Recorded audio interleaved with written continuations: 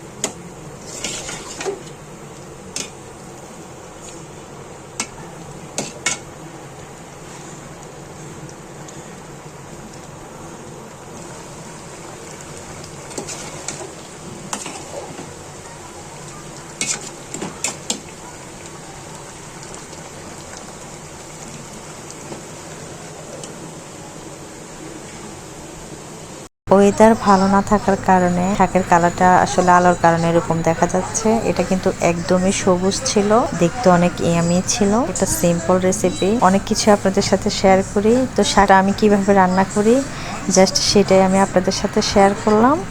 তো সবাই ভালো থাকবেন, আল্লাহ হাফিজ।